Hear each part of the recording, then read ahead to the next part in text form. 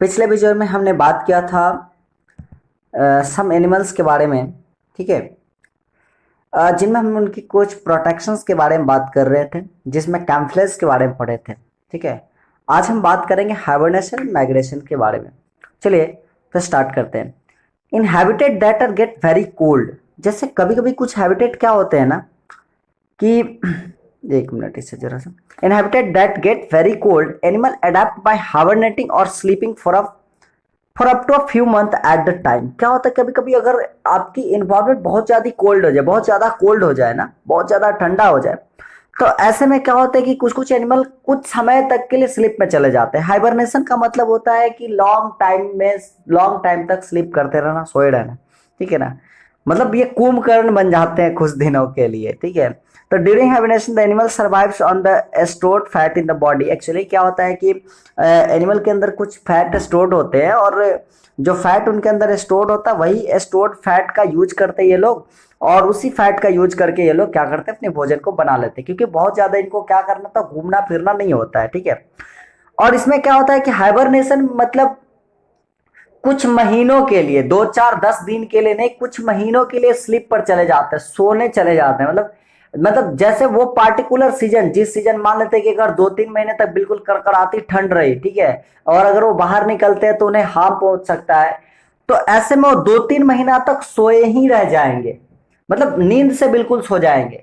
समझ रहे हो ना, इसको हम लोग हाइबरनेशन बोलते हैं। तो वो एनिमल हाइबरनेशन पे चला जाता है जब कोई भी एनिमल कुछ महीनों के लिए एकदम लगातार सोए रह जाए। ठीक है।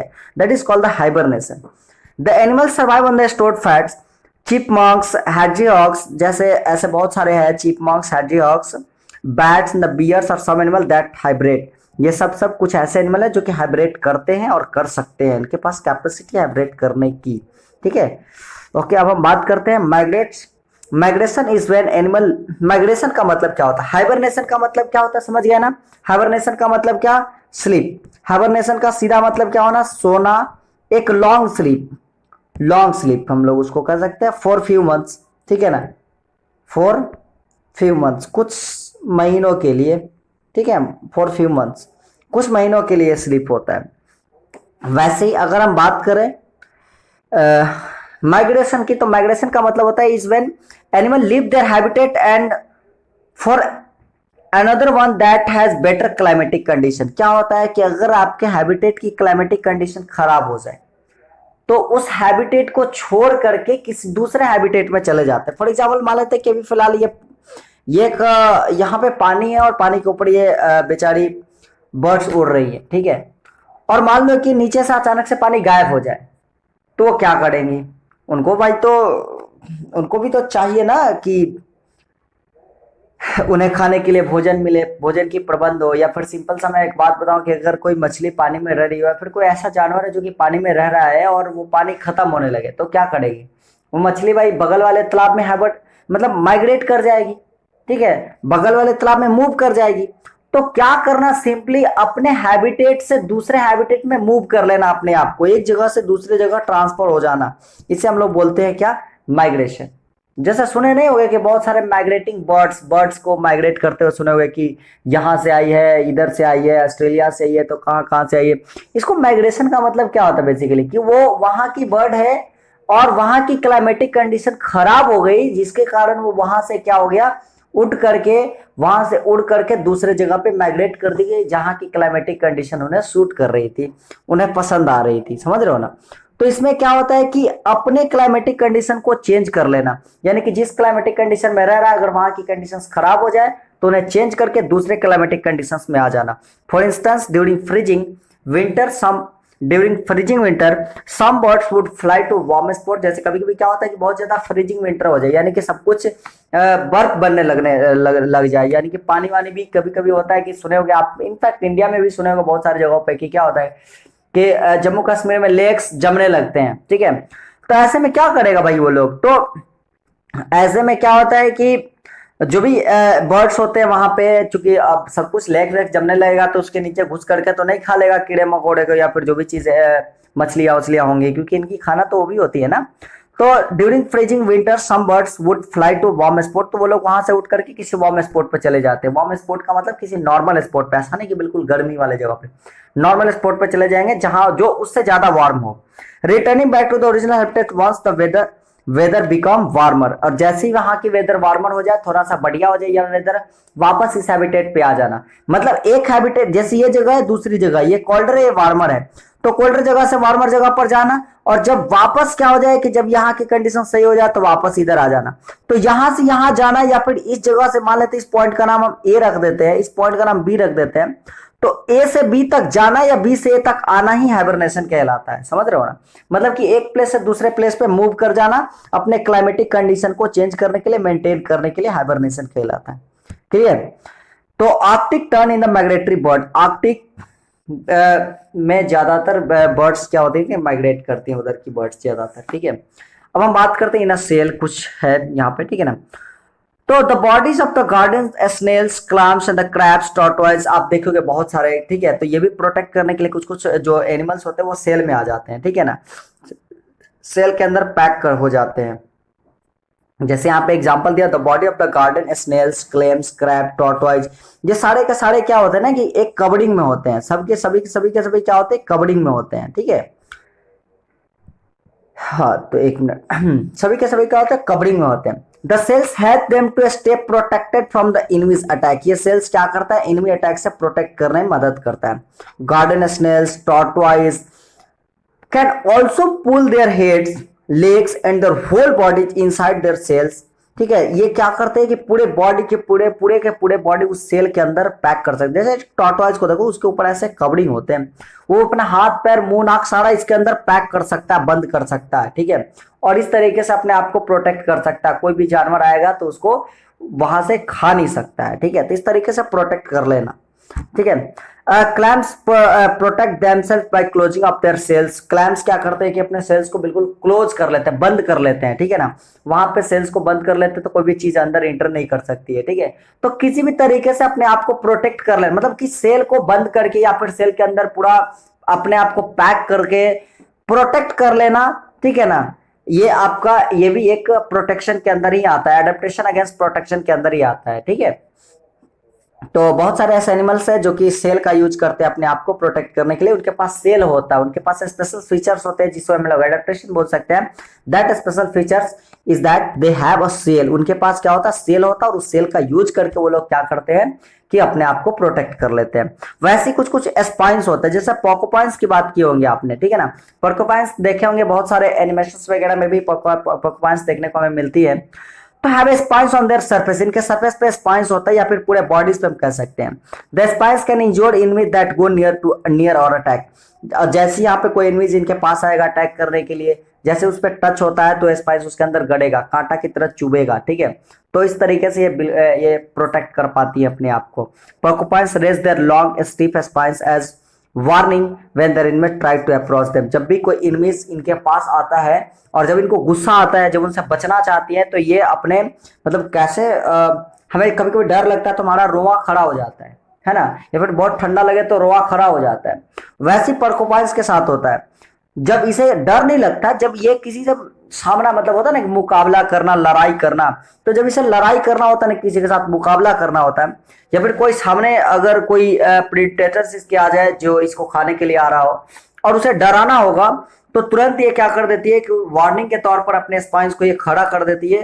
तो और इस तरीके से इसके स्पाइंस खड़े हो जाते हैं भाई। ठीक है, तो उसको भी डर लगने लगता है कि भाई कहीं पे इसकी स्पाइंस हमें हार्म ना पहुंचा दे। ठीक है, और इस तरीके से वो भाग जाते हैं या फिर डर जाते हैं। जिसको खाना रहेगा तो खा ही जाएगा। ठीक है ना? मतलब फिर भी इस तरीके से क्या करते हैं? प्रोटेक्ट कर लेते हैं। बहुत सारे एनिमल्स ऐसे